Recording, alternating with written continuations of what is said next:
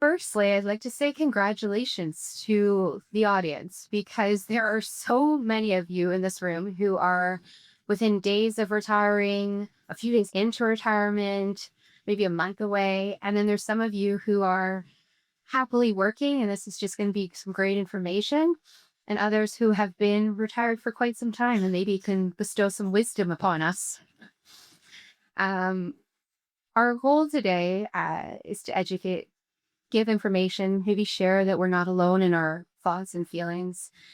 And really, I love that if people can know that their finances are in order, know that their investments are in order, and feel energized waking up in retirement on that Tuesday morning and feeling like they're living their best, most fulfilled life. I'm Jennifer Watson, managing partner of Watson Investments. We've been operating our business for over 35 years now, helping people navigate retirement, planning the investments, the financial planning, and all of the complexities that go into that. And hopefully empowering our clients to feel like they can just live the life that they want to live in retirement. Very pleased to welcome our guests today who are going to help educate us on looking beyond the numbers and looking deeper at the emotional side of retirement. So, with us, we have Dr. Ian Shulman, psychologist and clinical director at Shift Cognitive Therapy, and Christine Leighland, registered psychotherapist. And you both bring such interesting expertise and insights into today's topic. So, thank you very much for being with us. We'll start things off. I'll turn it over to Dr. Ian. I'd love to hear a little bit about how Shift helps people, and you have so many different people that work with you under Shift, helping people in the community through many different obstacles. So, can you share a little bit more about that? Sure. It's funny. Before I do, I want to thank you for inviting us. It's fun for us to get out of the office and do something like this, and we both like speaking. And I was remembering that this is the second time in my career that I've been asked to do a talk on retirement. And now approaching 60, it seems to make a lot of sense. But the first time I was closer to 30, and a financial services guy called me and said, "Hey, can you come and talk to some of our clients about retirement?" I said, "Sure." He said, "Can we just have a quick meeting first to just talk about it?" And he walked into the room and he saw me and I had full head of hair and no beard and I was 32 and he just kind of went like that. And we had a talk for 20 minutes and I never heard from him again. So today makes sense. Well, we didn't only invite you for your gray hair today, but Added at bonus. least you look like you have lots of wisdom to Yes. give us. It's just this. So what do we do? So at Shift, we help people because when people come to therapy, it's usually because they're driven by distress, right? Something is not feeling right. Oftentimes people are unsure about why they're not feeling well or what's not feeling right. And so what we do is to just really boil it down, we try to help them figure that out so that they can make whatever changes they might need to make and find a better fit for their life with what is driving them on the inside. And when the outside matches the inside better, we feel at greater ease and greater comfort. Um, and oftentimes there are lots of things that happen in life that challenge us, and we find that our insides, that our values, our beliefs, our uh, autopilot like behaviors just don't fit anymore with our environment. So we help people to illuminate that and make a better fit. I'd like to add, I think what I tend to say to my clients is I might be that one person in your life that it's all about you. It's only about you. You will not be judged. And I'm going to walk with you on this journey. And I think that's very comforting for clients to hear because if you think about it, do you have anybody in your life where it's all about and there's no judgment, there's no critique, there's no other agenda. So that's, I think the cool part of therapy is actually being able to do that with somebody if they trust you to do that with them. And Christine, could you share a little bit about actually how you got into this industry? Because this is your second career. Yes. So I have actually retired already, and I say I'm semi-retired now. So I had a 30-year career in global healthcare, and it was so fulfilling, but it was exhausting. exhausting. And I promised myself at age 50 I would retire. And at age 49, about a year before I did that, I was gardening, and a thought hit me like a lightning bolt. I realized, so I thought retirement was kind of for older people, and my health would be failing. And at age 50, I thought I have more that I can contribute in the next 30 years than I did in the first 50. And I went, whoa. And I just sat with that for a while gardening, because I like to keep busy at those times. And then I went, okay, so what do I want to do? And I just waited and I kept gardening, and the answer came to me. And so I went back to school at age 50, which is really terrifying. Talk about fear of failure. It was really hard, actually. And then I went from master to apprentice. And to be honest, I'm not sure why, it was quite a gamble. And I'm in my 7th year now. Really? Yeah. Long. So and I have to admit, I work part-time. So I am in retirement as I'm doing those things, the balance and giving back. And I work part-time too. I used to do 5 days a week clinically, and then I started doing 4 days a week clinically, and now I do 3 days a week clinically and handed off half of the administrative duties to Christine. So we work very closely together, and as the two of us, we have a full administrative person just in both of us together. And we both get to work 3 days a week in the office and do whatever we want on the other days. I think one thing, sir, we realized is it can seem like cliff that you're walking or running towards retirement. And it doesn't have to be that way. So people get there and then they go, oh, I'm not sure. And they delay and delay, or they don't. And so what we both tried is maybe you can get there and then build a bridge to something else. And it can be slow. So I remember both of us went from 5 days to 4. Did it for a couple weeks, 3, and says 3's good. That works for us. Yeah. I think that's great how you've been able to transition yourselves. For those of us who maybe are in roles where we don't have that luxury, maybe it's not our choice when retirement hits us, or maybe it's just, that part-time in the current role is not possible. So how can those people navigate those moments? So which moments? When you're full stop. So now we're fully stopping retirement. We don't get to have the slow transition.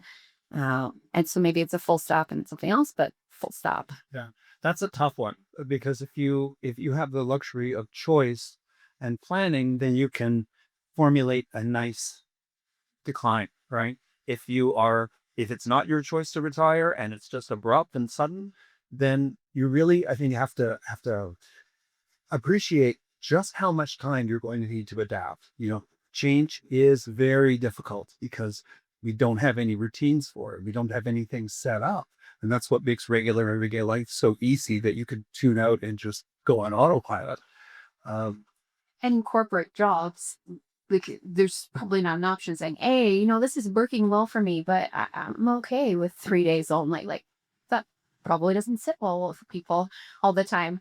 Actually, McKinsey does offer 4-day work weeks as one of their ways of retaining people who have children or people later in life. I think your 4 days are probably still 60-hour work weeks, but so people that can't. So how do we address the identity piece and the daily life piece for those full stop people? it's hugely important because so many people, especially men, take their identity from the roles that they fill. So if you are someone who's getting all kinds of emails every day, you're getting all kinds of phone calls every day, you have meetings, people wanting to consult with you, and then all of a sudden that's gone, it can feel like an empty giant hall, and all you hear are the crickets if you're lucky. So finding ways to, really appreciating what you enjoyed about your career and what fills you up, and then making that stuff happen, or similar things like that happen in your own time, your retirement time, can help give you what you need. And that's when people are really happiest in retirement, is when they have a good balance with, what they like and what their life offers to them. I think it's also a great time to slow down and actually ask yourself some questions, just like I did a year prior to my planned retirement. tough questions that we might not like the answers to, such as, do I like myself? I have enough money, but am I enough? How do I want to spend my time with who? Am I appreciated? Am I loved? And do I love and appreciate anybody? And what's my purpose? These are really tough questions that uh, clients can, and we discuss them. Mm. And you don't have to do it in therapy, just giving yourself the space to ask yourself that question and wait and see what comes up. So a thought might come up, an emotion might come up. You may have felt shame for being pushed out. We're in a capitalistic society. Most of us get pushed out. That's the model, isn't it? I mean, if you're not growing or, stalking the decline, you're kind of redundant. So a lot of us do get pushed out.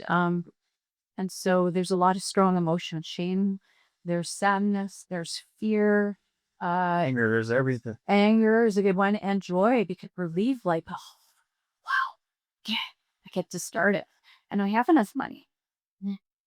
But again, those big questions about identity are really important to enjoy the next chapter of the next book. I just want to make a comment too is that those hard questions, but also it's back to what is therapy and what we do to help people. If you have the opportunity, actually, I would say go make the opportunity, talk that stuff out loud.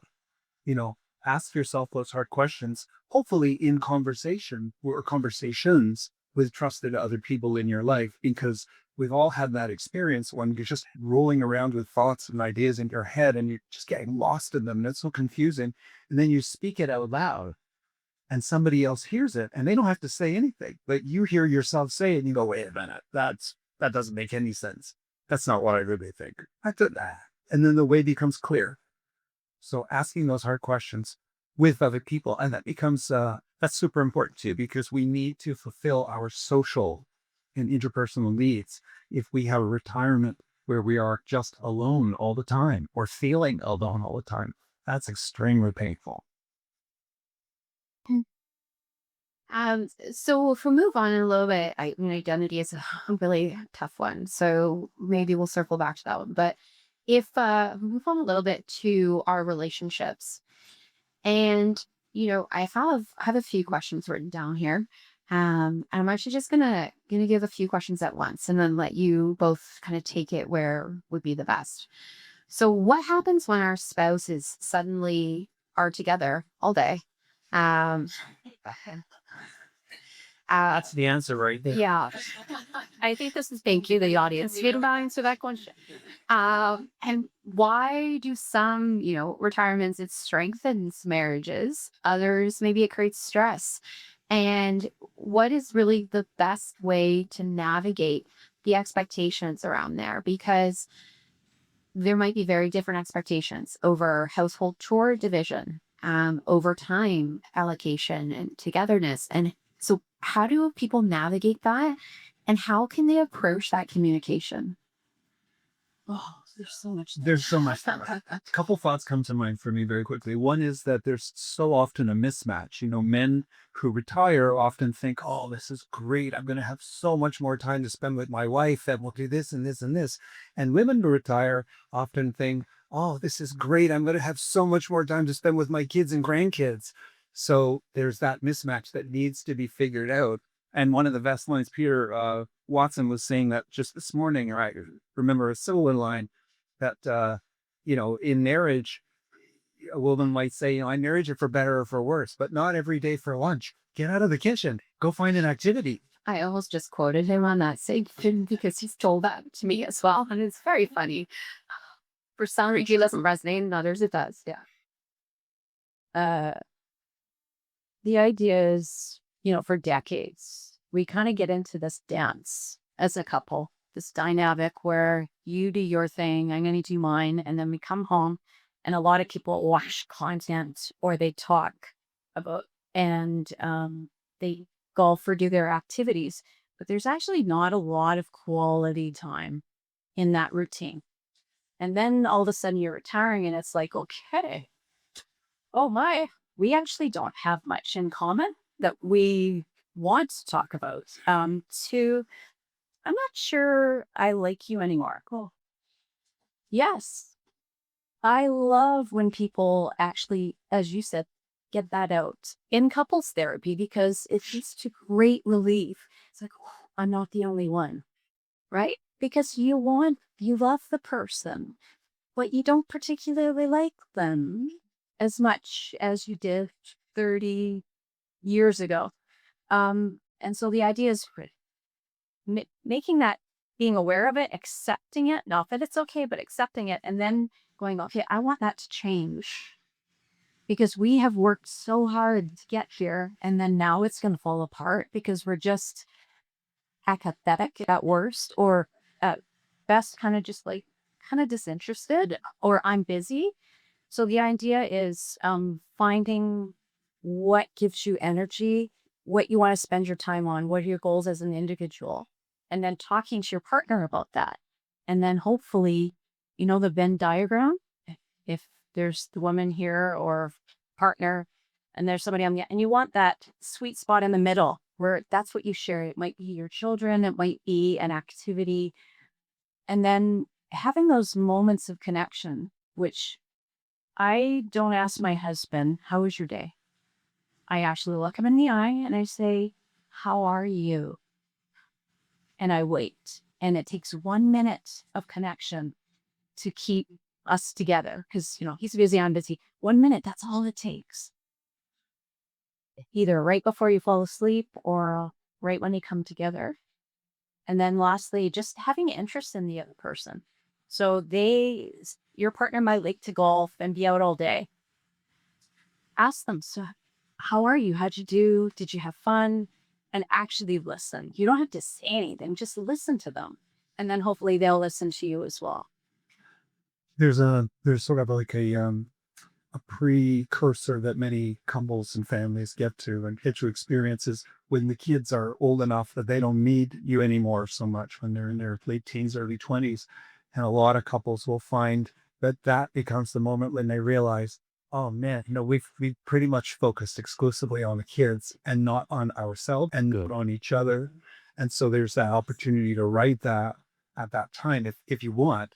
Um, if you decide that you don't, and we're better off friends or parting ways, that's okay too. Discovering, I don't know that I like you anymore, but it fits for us, that we fit anymore.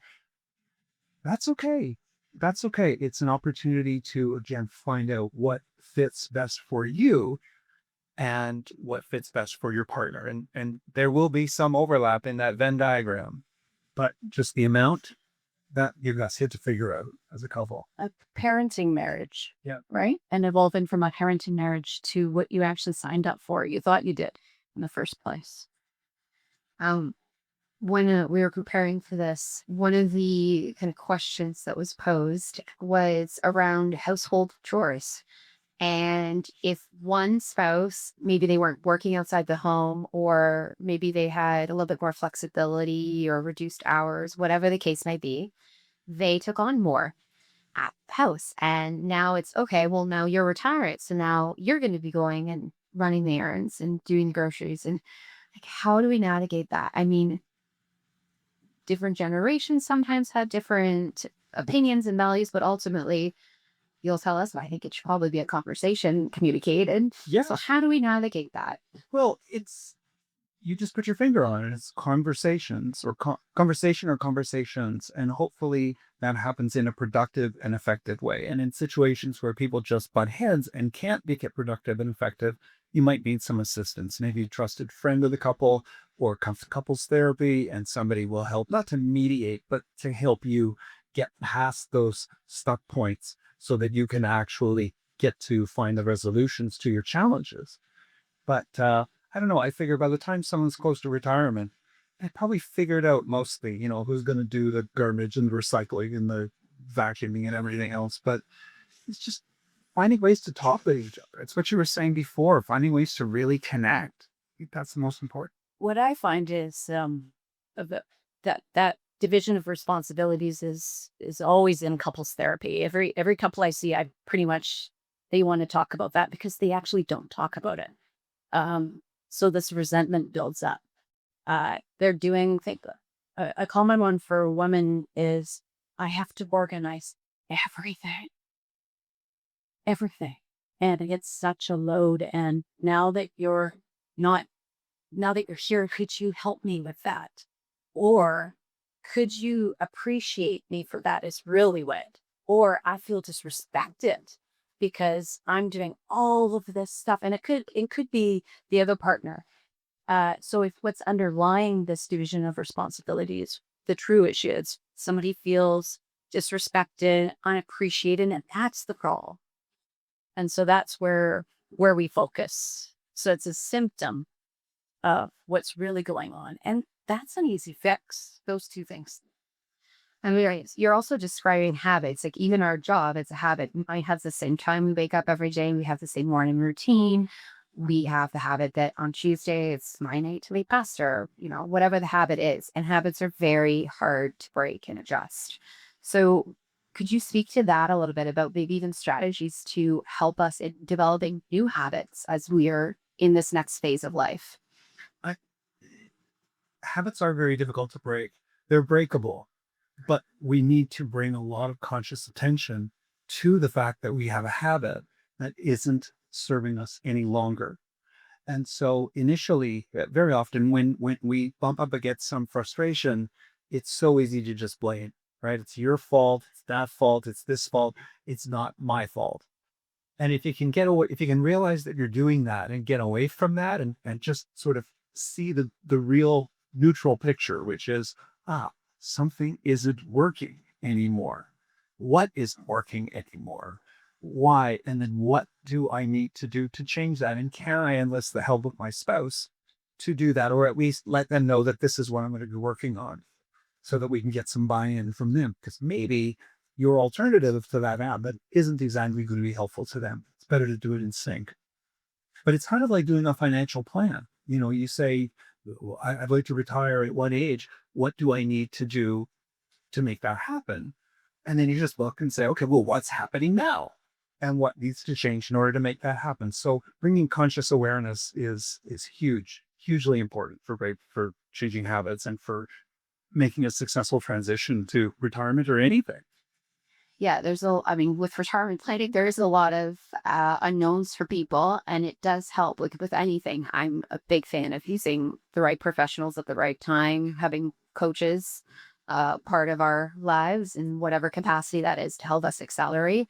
But with retirement planning, having somebody that works with people at all phases of life actually is really important because it also helps bring awareness to when someone's like, well, at 80, I'm not going to be traveling anymore. And it's like, okay, maybe not, maybe you will. Or at 80, your expenses might significantly increase. So how do we financially plan it and emotionally discuss all of those components as well?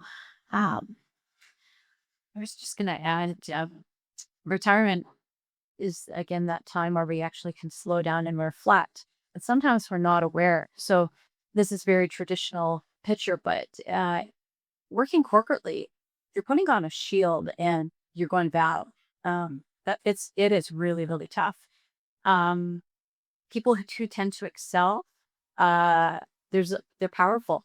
They're their respect is there because of the title, because of the direct reports, because of the salary, all that stuff. And they have a lot of control. And then if you think about that, you get home and you retired. Do you actually want to be that person? Maybe you're not that person, but you have had the mask on for decades, and that's how you do that. And you go home and you recharge, right? But in retirement, you actually can think, do I want to be that person? And also don't forget when you come home and you yield the power and the control, that's really tough on your partner because they don't want to be control and on your family. And so that's actually what I'm talking about is being aware that actually that's how I am in the workplace and accepting, okay, I don't really like that part of myself. Yeah. And then changing is really tough because you have to rewire this brain When I start with differently. when I work with couples, and I work with individual adults and with couples, and when I start with couples, I always say that, pointing the finger at the other person never works to help a couple change. Uh, one has to point the finger at oneself and say, okay, how am I contributing to the problems that I'm facing? How am I contributing to what we're going through in our relationship? And that's a very powerful place to put the finger, because if it's me doing it, then I can change it, right? Like if you come home, uh, um, if you traveled for work, a lot of couples will talk about this, that the one person who's not traveling is at home running the house, running the kids, making everything smooth. And then the other person comes back and all of a sudden they insert themselves in, and it's like two people trying to fight for control of the steering wheel. Doesn't work. Creates lots of conflict. But if both people can say, you know what, okay, this is what I'm doing, this is what I feel, what I need, then it's easier, hopefully. And hopefully you have the credit in the bank with each other enough that you can say, listen, I need a change. I need something. And it might be time for the other person, if that the other person in the relationship, to actually take off and do something different, and getting the space to do that. So I want to bring another perspective to that. I lost my wife 3 years ago. Listening to you, I think it's worked out pretty well. There were things she did well, things I did. Don't know, I did so well. Now I'm on my own. I have to take on all of that, and I'm not good at the things she was good at. And so there's some things I'm working at, some things I'm not doing well. But that's another, you're drawing a picture of how you manage as a couple, but there's a lot of us are going to end up not as a couple anymore. Yeah. And we had a work division of Just activity. Just to repeat for people who couldn't hear that. So somebody who's lost a partner a few years ago and realizes now very plainly that some of the things that the partner used to do for the family, for the couple, are no longer those services are no longer being provided by that person, because that person unfortunately isn't around anymore. So one has to learn how to fill in the gaps where one can. And that's painful and difficult for sure, for so many different reasons. So, you were talking about getting trusted advisors and getting help. That's an important thing. So It's so difficult for men to make friends and get support, generally in their lives. And when we retire and maybe lose those close contacts, those contacts that were close to us because they were physically close. I saw you every day at work.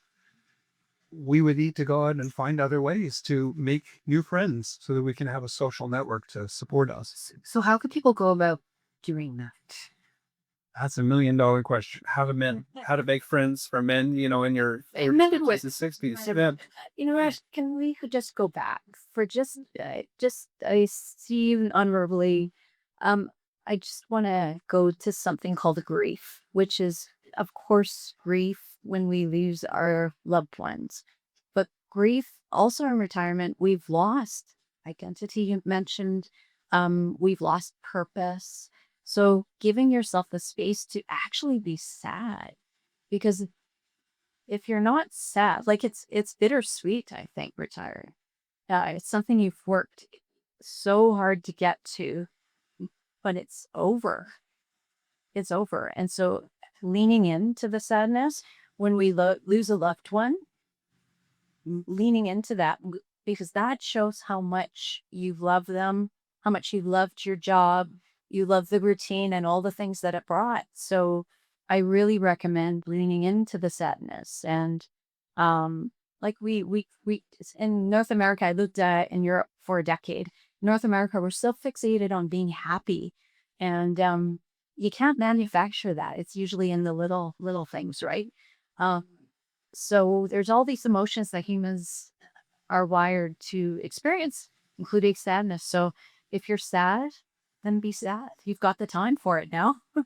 And then the more you lean into it, the faster it goes, because I can promise you, if you don't do it, you're going to carry it with you. And it's heavy. Yeah. So grieving. Just add one thing to that. The problem for me is my wife, now I realize more than I did before, managed all the social relationships. And so I ended up isolated. And I'm still working on that. Yeah. And yeah, so when your wife managed your social calendar, your social life, and you have to now figure that out yourself, especially post-retirement when you don't have those people close by, that is important. So, there we tend to make friends with people who we are physically close to. So if you can go to a senior center, if you're that age, and be close with other people, eventually someone will say hi, or you will say hi, or you'll get to that place where you just do the oh nod or the wink or whatever. And then that's an open doorway. Or if you like to exercise, go to the Y or go to the gym somewhere and do that. Join a club, a group, anything you can to be close to people, or try and strengthen relationships that you have with family if that's an option for you, or people in your neighborhood. Find things that give you energy. Uh, so we're often thinking about the opposite, but energy is infinite. Time is finite, but energy is infinite. So if you can, I can tell when somebody gets energy because they light up. So find that thing or those things that those people that you respect and admire. What is it that they do? Can you do it with them? Can you tag along? Can you talk to them? Have coffee once a month. So find out where you get the energy and do a little bit more of that. Because that's where the hondies come from. We had several conversations preparing for today. And through one of those conversations with both of you, you said that we are who we are. Like we end up becoming somebody to succeed at our job. So you said that whatever that person is, we can now maybe channel it into something else. So, maybe you love the structure, you love waking up early, you love doing everything very well that you do. So your example you gave me was maybe the garden mountains never looked better. So can you talk a little bit about that? Like the who we are and like maybe just accepting it, and maybe there is a bit of a transition, like maybe we don't need to wake up at 5:30 anymore. There's a funny thing that happens with age and maturity. When we're kids, we think, oh, when I'm 18, I'm going to get grown up. Actually, I remember I was 17 sitting in my geography class and some 24-year-old guy came in to talk to us about something. And I thought, that's a grown up. This guy's wearing a sport coat. That's a grown up. And now I have kid who's 24 and I think, oh my God, but this is, I barely have a diaper. This kid doesn't know anything. So our bodies may not get much taller. We may not grow physically a lot, but we continue to mature and develop through our 40s and our 50s and 60s and beyond. And so what I think most middle-aged people discover as they go along is that I did a lot of stuff for other people, and now I'm this age and I won't do that anymore. I want to do what I want because I'm starting to get a better sense of what I am all about and what floats my boat. And so I forgot your question now. And to that, I agree with you. I think we're programmed to be a good girl or a good boy for mom and dad. Have them go to school. We want to be a good girl and good boy. University, work, we want to do the same thing. And then it's like, oh, I've been doing this for 5 to 6 decades. And I did it for my wife, for my husband, and my kids. I'm done with that. I actually want to do something that likes my fire. However, if you actually have been giving, you've trained the people in your life that you're going to please them. So wait for some resentment when you pull back on that. Just heads up on that. And also, it is not selfish to do things for yourself. It's not selfish to do things for yourself. So being aware of what you're interested in, what you love, and actually doing it and carving out some space. And then we were talking about people in our lives and social connection. Again, I want to say, do you like yourself? Are you good company? Are you good company? I spent 48 hours on my own, no noise, no nothing, just to see like, actually, I'm not that. I need that because I had no radio, I didn't talk, and you really realize what you're made of. So spending retreats. Yeah. Right now, I just went on one the other weekend. I'll have to ask her. Now's the time to ask how it went because she's just been silent for a weekend. Definitely. It's a beautiful thing to do, to just turn off all the noise and not be responsible to anyone but yourself. It's a beautiful thing, because the older we get, the more we realize what makes us tick. And if we're not uh, giving ourselves access to those things, then we will feel resentment and bitterness and blaming other people. It will be a bad scene.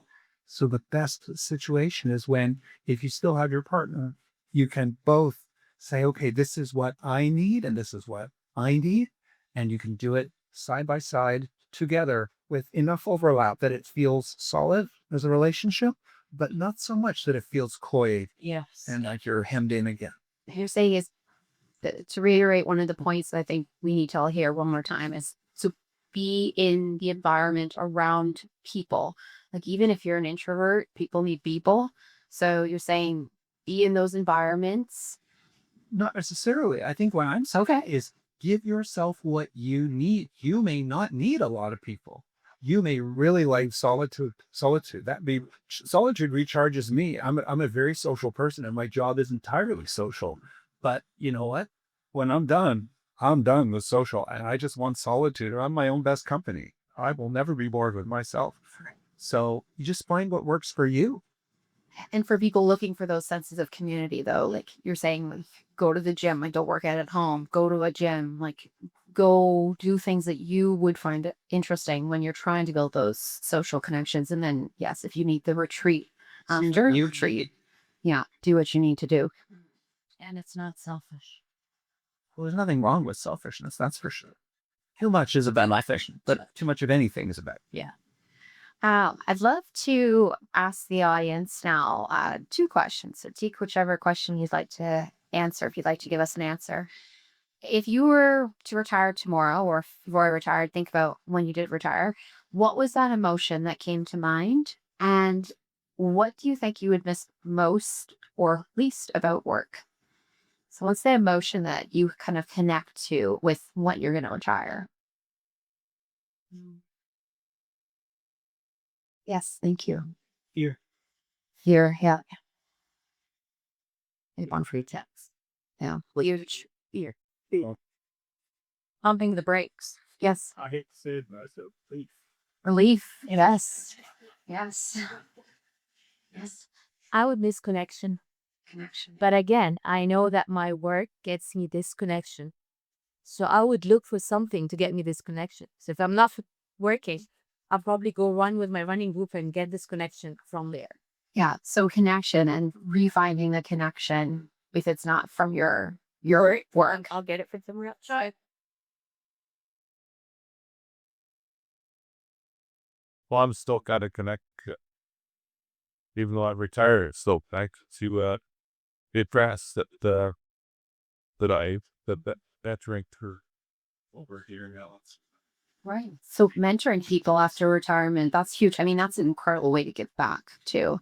I think anyone that can find a mentor is very helpful. I have many that I really appreciate.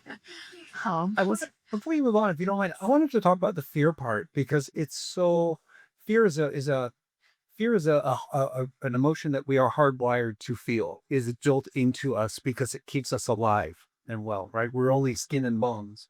So we need that fear to warn us of danger, so we don't go out into it and pierce the skin and break the bones and then get injured and die.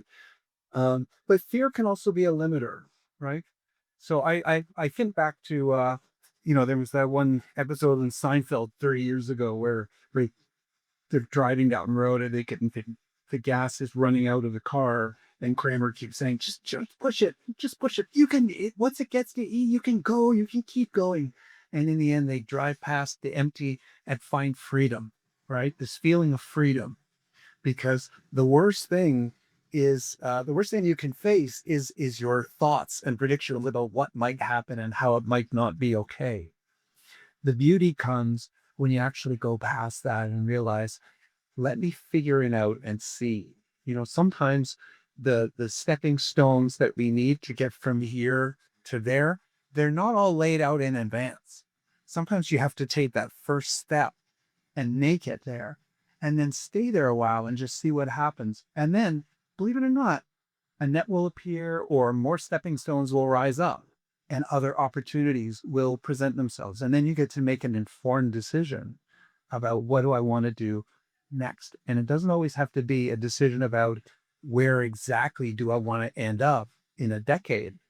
It might just be, what do I want to do for the next few weeks or the next month, and just see.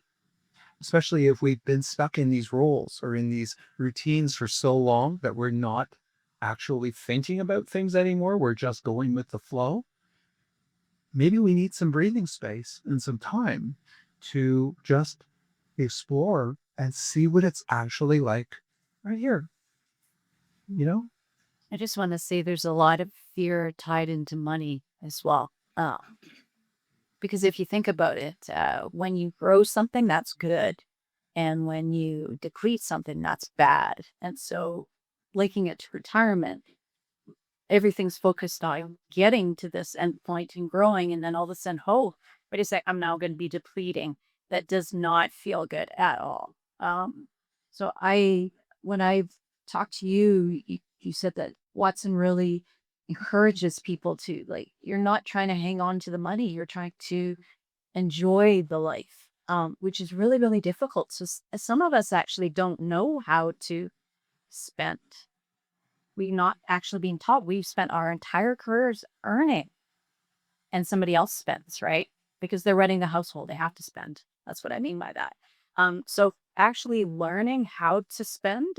And I also hear people, they go from, I don't spend any money, I just do this, to, oh, I'm going to go the opposite. So I'm going to, and that's actually really scary too, because that's not typically who you are. That's not your personality. So the idea is to find the middle ground.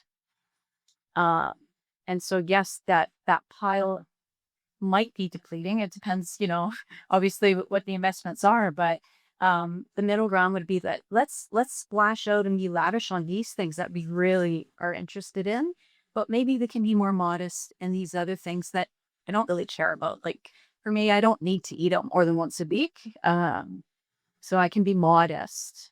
But my vacations, I want to splash out on, and so that is the middle ground. Yes, and you're talking about spending based on your values, which is actually something you should always be doing at every stage of life, and really thinking about our priorities within that. But you're leading us to our next question, which is around how to navigate that, because we do see this all the time. People have saved, they've been great savers, great investing, great tax planning, great estate planning.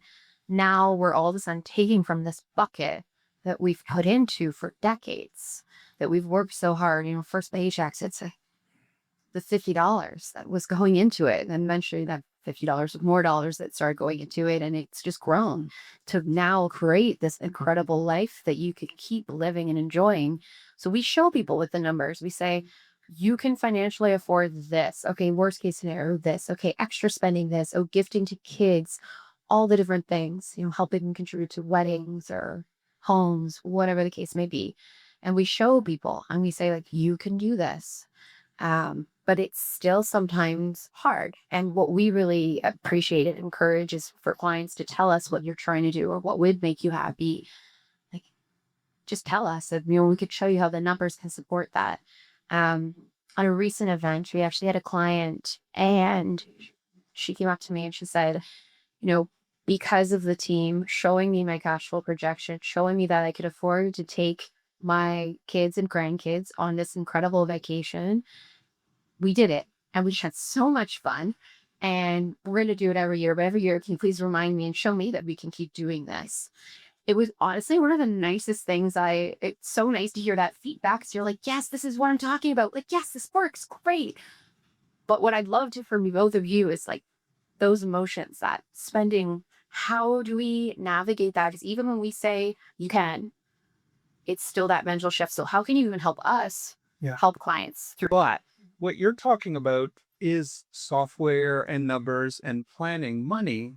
But what you're actually talking about that's more important than that is a relationship of trust, right? A relationship where your client says, okay, I trust Jennifer, I trust her team, I trust those people, even though I'm not sure that I'm going to be okay. I trust her to look at me and have a good eye for what my life actually looks like, my situation, and then I'll take that step. It's kind of like I have this image in mind of, taking a 3-year-old to a birthday party or something, right? The parent takes the kid into the party and the kid's really scared and they hide behind the parent's legs. And then there's other kids playing over there, and the child just takes a couple steps out as if to go over there, but then they get scared and they come back and they hang onto the parent's leg again because that's the place of safety. That's the relationship they trust. And when the parent stays there, it shows that it's all okay. Eventually the kid takes off and says, okay, see ya, I'm going to play with these other kids over here. So having relationship, I mean, that's hardwired into us. That's called attachment. We need to know that we are safe with other people. And from there, we can take risks. So having relationships with people you can trust in, who you can share your thoughts, your fears, your concerns with, and then really listen to what they might have to say about how they've seen you and what their life might actually be like, or what you might actually be like, what your skills and abilities and qualities are. Maybe you could take that, put that in your pocket, and then go off and start exploring what might retirement look like for me. Because here I am. And the difference between something that's new and scary and something that's new and exciting is this concept of like adventure. You go off on vacation and you go somewhere brand new and try something totally new. You say, oh, this was great. It was amazing. It was so adventurous, so exciting. And it's all the same thing. It's just trying new things. Sometimes there is something underlying though that cognitively you're telling me that I have the money, I can see the spreadsheet, but then that fear is stopping you. And if we actually go a little bit deeper, it could be what happened in your childhood. Maybe your parents didn't have money. Maybe you had to take real tough choices. And that's actually what's happening. You actually don't know how to do it. It wasn't modeled for you, and you don't know how to do it. So in that case, it probably would help to talk to somebody to get unstuck because you're just stuck, right?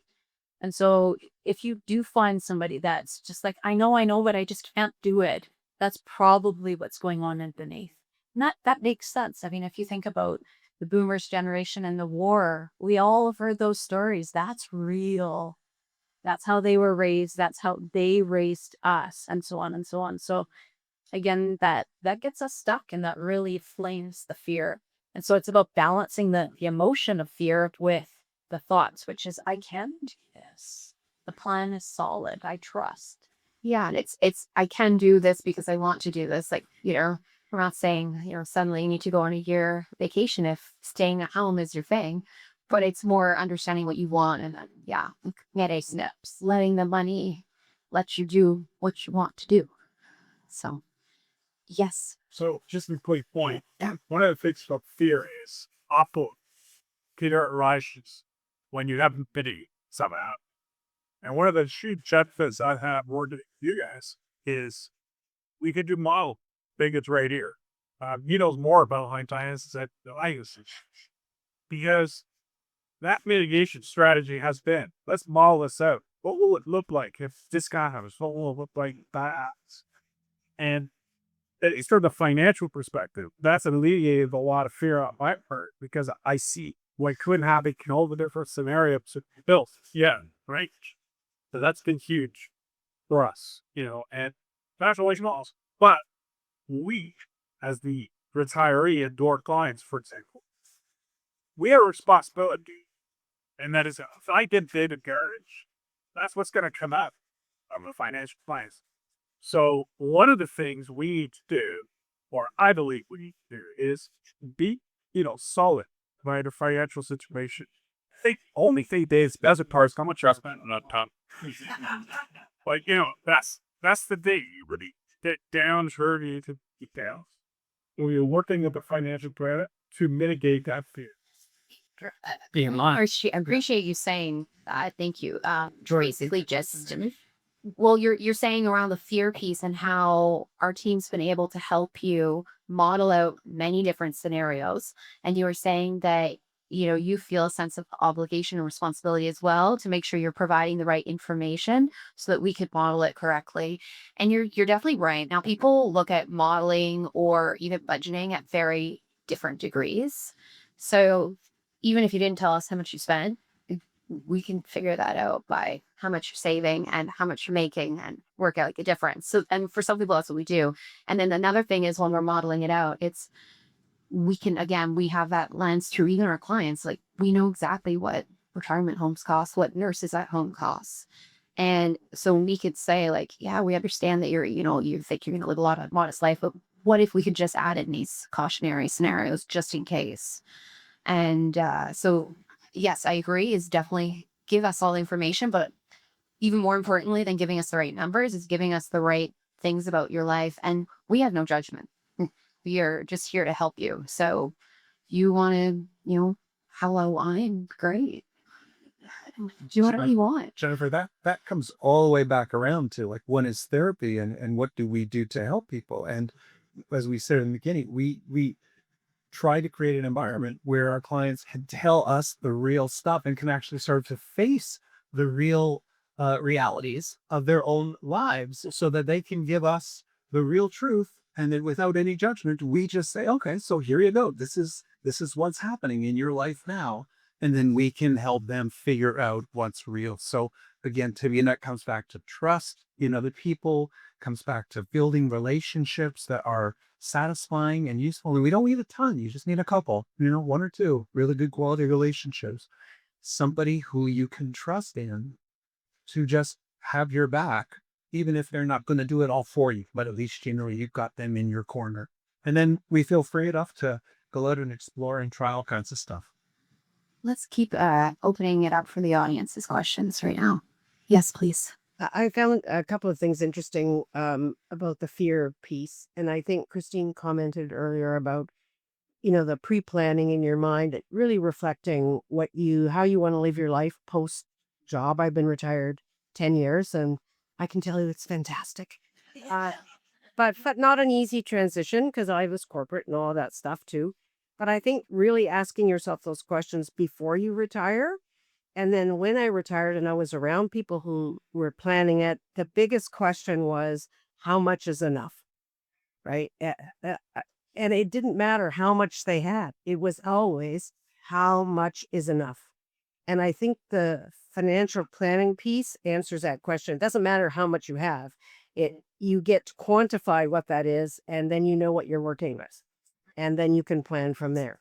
And in the meantime, you've then saying, okay, but what makes me happy? And then when I reflect over the past 10 years, money's just money until you create experiences.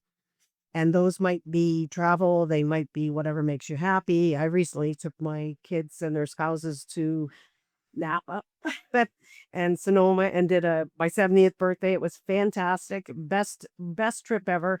So I am now starting to struggle with, okay, spend on stuff that matters and figuring out again in a different phase, because what mattered 10 years ago to me doesn't matter now.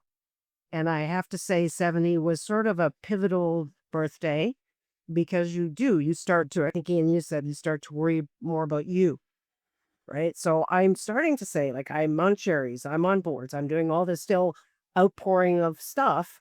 And it's tiring. And I'm thinking now, you know what? It's okay to pull back and say, I'm just going to do me. Yeah, your question was really, or comment was about fear and saying, well, how much is enough? How much money is I have enough? to answer that first. Yeah.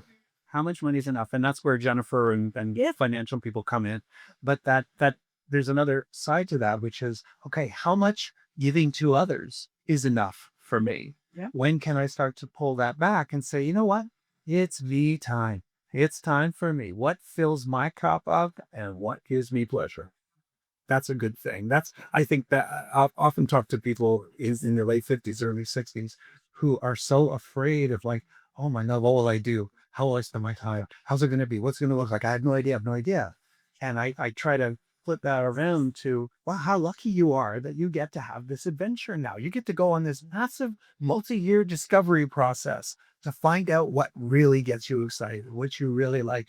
It might be something you never even considered before. Or it might be, the thing that you've always liked to do, but never really gave yourself time to. So how can we get excited about that versus just the fear of it? Because that's a lot.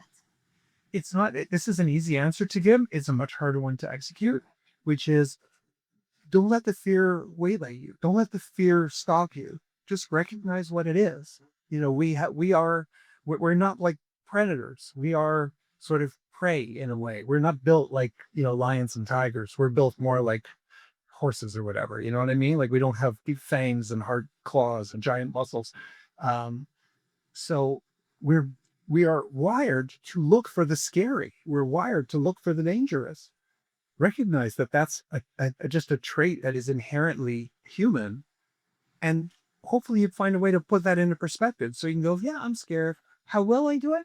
No, let me plan a little bit and see, and then I'll take those first few steps and then see what comes up next. What you just said, I just want to repeat. So just think of yourself when you started to walk. And if you can't remember that, think of if your grandchildren or your children. Do you remember the look on the face of somebody who started to walk? It's terrifying because you're going to fall. You think you're going to fall, but it's exhilarating because you're taking that step and you've seen other people walking around. And that's, I think, what it is like.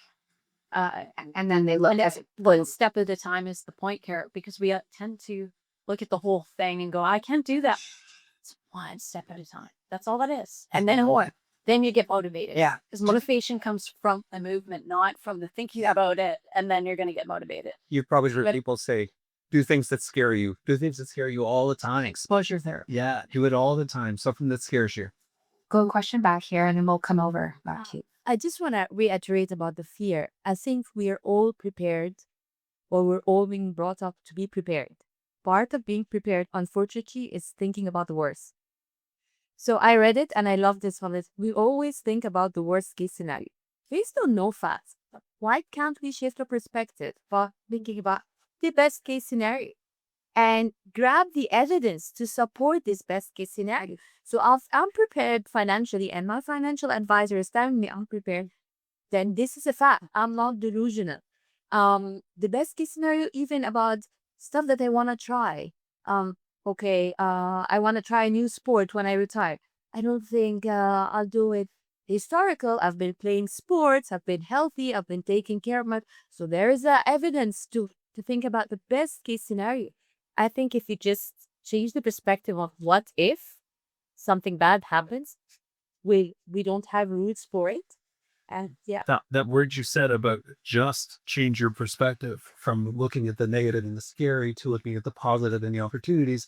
That one word just can be a little tiny word for some people, and for other people, it can be as big as a bus, because changing your perspective is difficult. It requires intention and effort over time. And it can be done, but it does require. I think it needs practice. It Like needs at least so skills. It's actually a technique we teach in therapy. So if your brain goes to catastrophe, you're anxious, essentially. It's going to go to the negative side.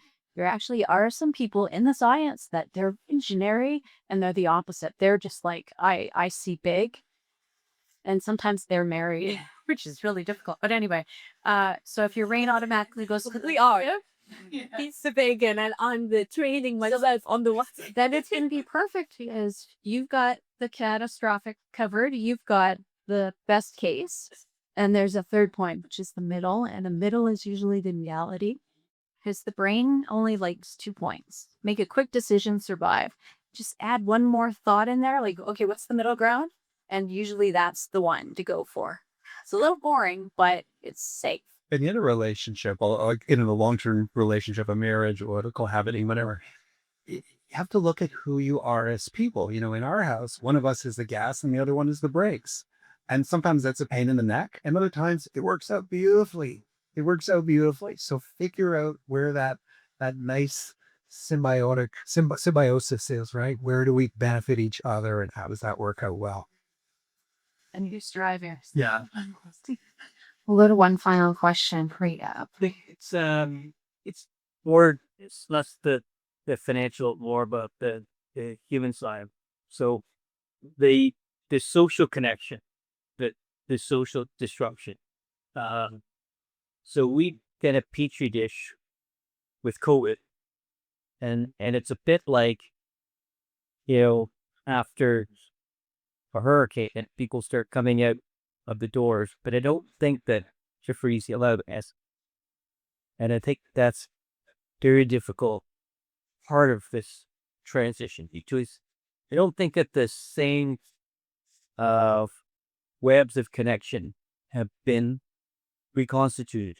And so we were just in England and you walk around London and you see people pouring out at lunch and after work into the street scenes, and it just intoxicating. We don't have that. We live in, these isolates, and then you drive in isolated chambers into our parking space, and the garage door goes down. You just don't get that. And that feeling, I'm not sure how many people are as reflective about who they are. That you're now changing to your person is as an entity that does this for that many hours a day, and then you come back out. Who am I now? And I don't really know my neighbor. I see them. So how are people, or how are you helping people adjust to that? The comment was, post COVID, everybody went into the lockdown, and many people have not come out yet. And the social networks that used to be there to support all of us have not yet reconstituted. People are different. And the question is, how can we be helpful to do that? What I would say to you is that, yes, a lot of people are isolated. A lot of people are isolated within their homes and their yards and their garages and their cars. And there are a lot of other people out there too, and their phones, absolutely. Especially in their phones. But there are a lot of other people out there who are not, right? And it takes effort on your part to go find out what you need and want, and then go find those people, right? There are discussion groups out there. There are people who do all stuff. My wife and her friend, they're 59 years old. They just took up roller skating. So they're taking lessons together. They just might do a discussion group. There are plays, there's theater, there is book readings, there are lecture series, there's gymnasiums, there is pickleball, there is paddle, there's tennis, there's bowling, there's anything you want, if you want it. And you may lament the fact that your neighbors and the people in your exact area are not as outgoing as you would wish them to be, but you can't pick your neighbors, right? But you can pick your friends. So, find out what excites you, and then go find other people who are excited by that same thing. And that's a beautiful thing about the phones and the internet now, is there's a lot of access to that. I would say do it in person versus online, but that's just my thought. Thank you both so much today, Dr. Ian, Christine. Really appreciate it. To our audience, thank you so much for being so engaged and adding great conversation to today's mix. A big thank you to every single team member at Watson Investments, because you help our clients every single day and do great work. And I really, really appreciate all of you. So thank you. My dad, Peter, thanks for starting the business in 91. His partner, Sandy White, who's actually a therapist as well. And I love that I know I can always call you if I need you. This is great. Thank you. Speaking of calling us, I put a few of our cards just on this front table there. If anyone wants to get in touch with us after, or contact info's there. Perfect. Thank you.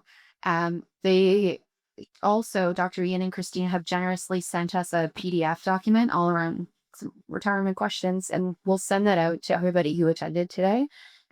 Feel free to forward it to anybody that would benefit from the information. Bernadette, our team member who put on this event today, thank you very much. Bernadette, you just take care of everything. I walked in this morning. I did ask for some sort of sitting arrangement at the front, but I had no idea what you had planned. This is from our office. So if you think you recognize the chairs, you do. I have no idea how you got this all here. The plan is from our office, the sign, the desk. So thank you very much. And a really big thank you, because we love feedback from our clients. I love it if you call me and just, or text me, whatever you like, and tell me what your thoughts are or how we can make the experience better for you. And I really appreciate, big shout out to Dave, who's worked with us for a very long time and you called one day and you said, I read this article in the Globe and we were talking and that this would be a great offering. We have so many referral partners for so many things related to finance, tax, estate, but now we have referral partners related to our emotions as well and the big impact that it can play. So Dave, thank you very much for bringing the idea up. I really appreciate everybody's effort today. So thank you so much, everybody. We will end here. I think you have a few minutes, so you're sticking around. So if anyone has further questions, please approach. Thank you.